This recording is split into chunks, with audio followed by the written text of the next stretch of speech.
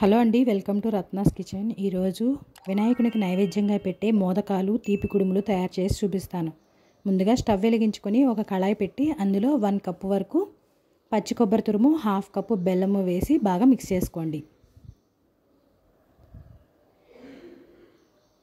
ఇప్పుడు మూత పెట్టి ఒక 10 to 15 మినిట్స్ వరకు దీన్ని ఉడికించుకోవాలి, మధ్య మధ్యలో కలుపుతూ. ఇప్పుడు కొబ్బరి ఉండ రెడీ అయిపోయింది. ఇప్పుడు వేరొక ప్యాన్ పెట్టుకొని అందులో 1 కప్పు వరకు వాటర్, చిటికెడు సాల్ట్, అట్లాగే 1/2 టేబుల్ స్పూన్ వరకు నెయ్యి వేసుకొని వాటర్ని మరిగించుకోవాలి. మరిగిన వాటర్లో 1 కప్పు బియ్యం పిండి వేసి బాగా మిక్స్ చేసుకోండి. ఇప్పుడు స్టవ్ ఆఫ్ చేసి పిండి చల్లారిన తర్వాత ముద్దలాగా తయారు చేసుకోవాలి. ఇప్పుడు మోదక్ మౌల్డ్ తీసుకొని అందులో ఆయిల్ని కానీ నెయ్యిని కానీ రాసుకోవాలి. ఇప్పుడు ఇందులో బియ్యం పిండిని పెట్టి గట్టిగా ప్రెస్ చేసి మధ్యలో కొబ్బరి ఉండను పెట్టాలి. పెట్టి మళ్ళీ దానికి కొంచెం మళ్ళీ బియ్యం పిండిని పెట్టి గట్టిగా ప్రెస్ చేస్తే మనకి మోదక్ మౌల్డ్లో నుంచి ఈజీగా ఊడి వస్తుంది మోదక్ షేప్ అనేది. ఇప్పుడు మొదటి ప్రసాదం మోదకాలు రెడీ అయిపోయినాయి. ఇప్పుడు రెండవ ప్రసాదంగా కుడుములను తయారు చేసి చూపిస్తాను.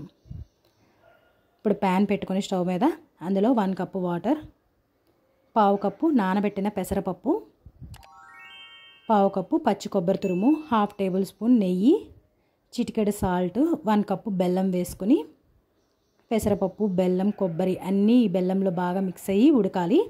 ఉడికిన తర్వాత ఇందులో 1 కప్పు వరకు బియ్య పిండిని వేసుకోండి. ఇప్పుడు ఇదంతా బాగా మిక్స్ చేసి ఇలా ముద్దలాగా రెడీ అయిన తర్వాత స్టవ్ ఆఫ్ చేసుకొని చల్లారిన తర్వాత కుడుముల్ని తయారు చేసుకోవాలి. ఇప్పుడు మనకి నచ్చిన షేప్లో తయారు చేసుకోవచ్చు. నేను ఇట్లా చేతితో ప్రెస్ చేసినట్టు మొదటిగా ఒకటి తయారు చేసి చూపిస్తున్నాను. ఇట్లాగా వేలి ముద్దలు పడితే కనుక మనకి అదొక మొదటి షేప్ అన్నమాట. ఇంకొకటి రౌండ్గా బాల్ లాగా, ఇంకొకటి అప్పాల్ టైప్లో చేసి చూపిస్తాను. ఇలా 3 షేపులు తయారు చేసుకున్నాను నేను. మిగతావన్నీ తయారు చేసి చూపిస్తాను.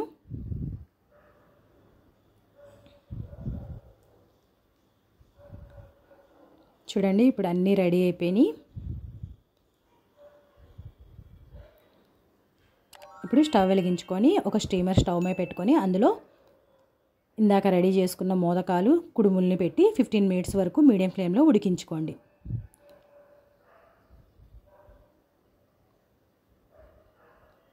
ఇప్పుడు 15 మినిట్స్ తర్వాత ఒక నైఫ్తో గుచ్చి చూసినట్లయితే మనకి ఏది అంటుకోకుండా వస్తే మనకి కుడుములు రెడీ అయిపోయినట్లే.